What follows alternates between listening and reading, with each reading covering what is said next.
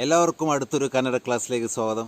ഇന്നത്തെ ക്ലാസ്സിൽ നമ്മൾ എപ്പോഴും കന്നഡയിൽ സംസാരിക്കുമ്പോൾ ഉപയോഗിക്കുന്ന മത്തു മത്തെ, ഈ മത്തു മത്തെ എന്നുള്ള രണ്ട് വാക്കുകളാണ് എടുക്കുന്നത്.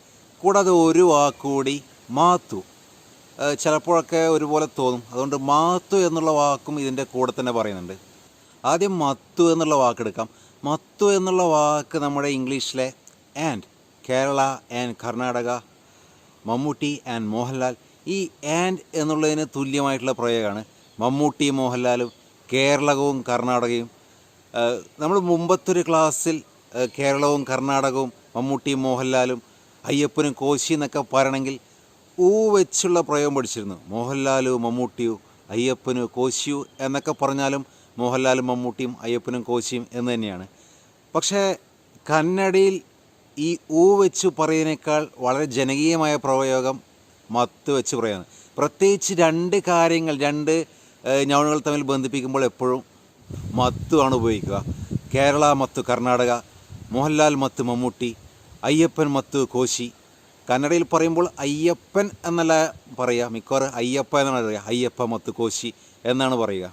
നമ്മൾ ഏനുവിൻ്റെ മറ്റൊരു ഉപയോഗം പഠിച്ച ക്ലാസ്സിൽ ನನಗೂ ഈ കേസിಗೂ ಏನು സംബന്ധമില്ല സർ, അല്ലെങ്കിൽ ഈ കേസിಗೂ ನನಗೂ ಏನು സംബന്ധമില്ല സർ എന്ന് പഠിച്ച ക്ലാസ്സിൽ അവിടെയൊക്കെ ആ ഗു ഊ ശബ്ദം വരണം. അവിടെ നമുക്ക് മത്ത് വെച്ചു മാറ്റാൻ പറ്റില്ല. അവിടെ വേണമെങ്കിൽ മത്ത് വെക്കാം. ನನಗೂ മത്തു ഈ കേസിಗೂ എന്ന് പറയാം. ನನಗೂ മത്തു ഈ കേസിಗೂ ಏನು സംബന്ധമില്ല സാറിന്.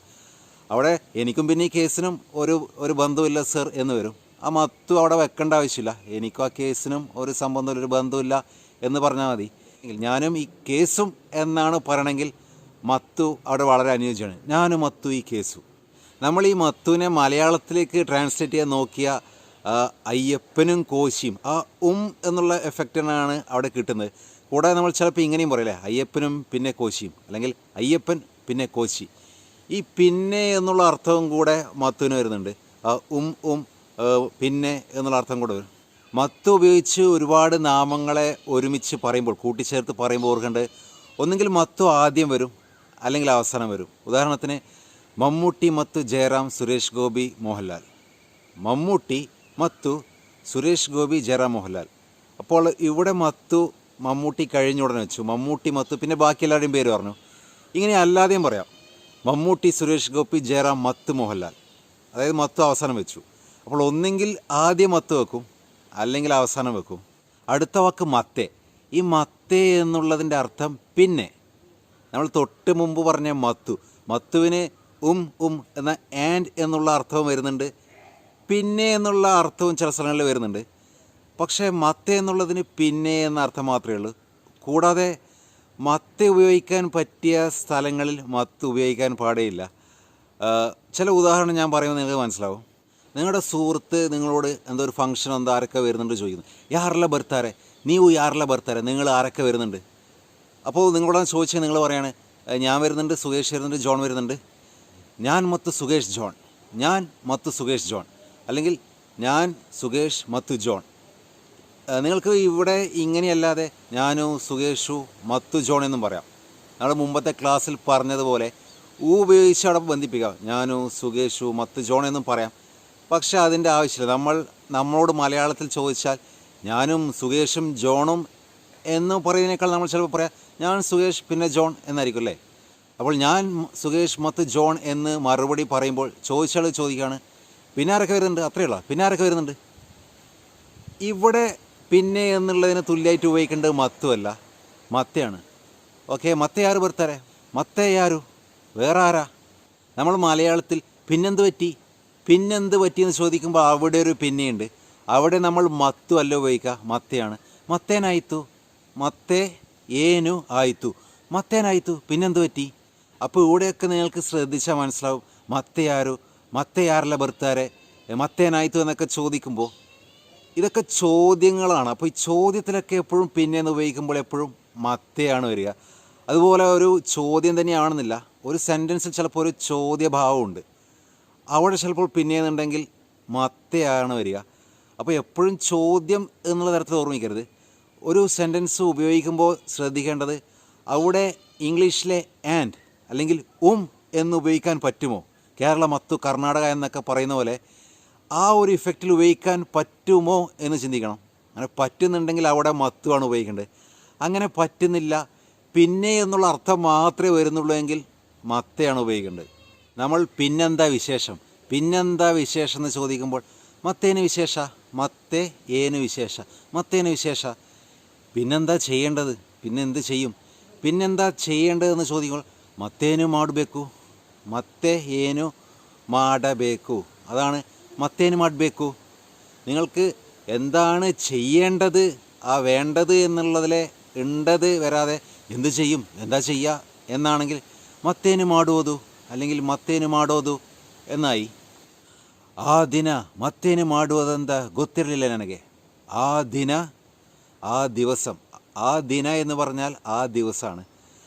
ആ ദിന മത്തേനു വേറെന്ത്, മത്തേനു മാടുവതെന്ത വേറെന്താണ് ചെയ്യേണ്ടതെന്ന്.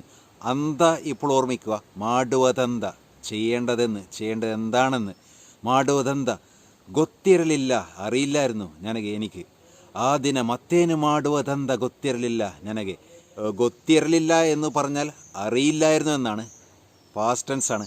ಗೊತ್ತಿല്ല എന്ന് പറഞ്ഞാൽ അറിയില്ല, ഇപ്പോൾ പ്രസൻറ്റ് ടെൻസ് ആണ്. സുഹൃത്തുക്കൾ വഴിയിലൊക്കെ ചിലപ്പോൾ കണ്ടുമുട്ടിയ ആ മത്തേന് വിശേഷ എന്നൊക്കെ പറഞ്ഞ് ചോദിച്ചുകൊണ്ടിരിക്കുമ്പോൾ ചില സുഹൃത്തുക്കൾ വീണ്ടും ചോദിച്ചു പിന്നെന്താണ്, പിന്നെന്തുണ്ട്, പിന്നെ മത്തേ, മത്തേന് മത്തേ. ഇതിങ്ങനെ കേട്ടുകൊണ്ടിരിക്കുന്ന ആൾക്ക് മുഷിഞ്ഞ ചിലപ്പോൾ ആ സുഹൃത്ത് പറയും മത്തേനില്ല, മത്തേനെന്തേ. സംഭാഷണമൊക്കെ കഴിഞ്ഞ് അല്ലെങ്കിൽ പരിചയപ്പെട്ടൊക്കെ കഴിഞ്ഞ് നമ്മൾ പിരിയുമ്പോൾ പിന്നെ കാണാം എന്നൊക്കെ പറയും. പിന്നെ കാണാം, വീണ്ടും മത്തേ വരും. മത്തേ നോടോണ പിന്നെ കാണാം എന്നാണ്. ചിലപ്പോൾ മത്തേ സിഗോണ പിന്നെ കണ്ടുമുട്ടാം, മത്തേ സിഗോണ. ഈ സെൻറ്റൻസിലുള്ള അവസരം നാ വെച്ച് വരുമ്പോഴുള്ള വ്യത്യാസ പ്രയോഗം ഞാൻ അടുത്തിനൊരു ക്ലാസ്സിൽ പറയുന്നുണ്ട്. അടുത്ത വാക്ക് മാത്തു ആണ്. ആദ്യത്തേത് മത്തു ആയിരുന്നു, ഉത്ത, പിന്നെ മത്തേ, ഇത് മാത്തു. മാത്തു എന്ന് പറഞ്ഞാൽ വാക്ക്, അല്ലെങ്കിൽ ചില സമയത്ത് സംസാരം എന്നർത്ഥം വരും. നമ്മൾ പലപ്പോഴും അവൻ്റെ പറച്ചിൽ കേൾക്കണ്ടേ, അവൻ്റെ വാക്ക് കേൾക്കണ്ടേ എന്നൊക്കെ പറയില്ലേ, അവിടെയൊക്കെ നമ്മൾ ഈ മാത്താണ് ഉപയോഗിക്കുക. അവനെ മാത്തു കേൾബേട, അവനെ മാത്തു കേൾബേട. ഈ കേളു കേളി എന്നുള്ളതിന് നമ്മൾ മുമ്പത്തെ ഒരു ക്ലാസ്സിൽ പഠിച്ച അർത്ഥം ചോദിക്കുക എന്നാണ്. അപ്പോൾ ചോദിക്കുക എന്നുള്ള അർത്ഥവും കേളുവിനുണ്ട്, കേളു എന്നതിനുണ്ട്. കേൾക്കുക എന്ന അർത്ഥവും കേളുവിനുണ്ട്. അപ്പോൾ സാഹചര്യം അനുസരിച്ചാണ്. ഇപ്പോൾ നമ്മൾ സുഹൃത്തുക്കളൊക്കെ സംസാരിക്കുമ്പോൾ ഞാൻ പറയുന്നത് കേൾക്ക് എന്ന് പറയുമ്പോൾ അവിടെ നമ്മൾ ഉപയോഗിക്കുന്നത് ഞാൻ ഹേളുವುದು കേളു, ഞാനു ഹേളുവുതു അല്ലെങ്കിൽ ഹേളോതു കേളു. അപ്പോൾ ഞാൻ എന്നാവും വളരെ ഫാസ്റ്റായി സംസാരിക്കുന്നത് നമ്മൾ മുമ്പ് പറഞ്ഞു. ഞാൻ ഹേളുವುದು കേളു അല്ലെങ്കിൽ ഞാൻ ഹേളുವುದು കേളു, ഞാൻ പറയുന്നത് കേൾക്ക്. ചിലപ്പോൾ നാടകീയത നിറഞ്ഞ സംസാരങ്ങളൊക്കെ വരുമ്പോൾ എനിക്ക് വാക്കുതാ എന്നൊക്കെ പറയുമ്പോൾ നമ്മൾ വീണ്ടും മാത്തുവാണ് ഉപയോഗിക്കുക. ನನಗೆ ಮಾತು ಕೊಡು, എനിക്ക് വാക്കുതാ. ഇന്നു അത് മാടല എന്താ, ನನಗೆ മാത്തു കൊടു. ഇന്നു എന്ന് പറയാൻ നമുക്കറിയാം ഇനിയാണ്. ഇന്നു ഒന്ന് കുറച്ചുകൂടെ നീട്ടിയാൽ ഇനിയെന്നായി. ഇന്നു അത് മാടല, മാടുവതില്ല എന്നുള്ളതിൻ്റെ വളരെ സ്പോക്കൺ ഫോമാണ് മാടല അന്ത ನನಗೆ മാത്തു കൊടു. ഇനിയും അത് ചെയ്യില്ല എന്ന് എനിക്ക് വാക്ക് തരൂ. അപ്പോൾ ഇന്നത്തെ ക്ലാസ് ഇത്ര മാത്രമേ ഉള്ളൂ. മത്തേ നോടോണ, ബൈ.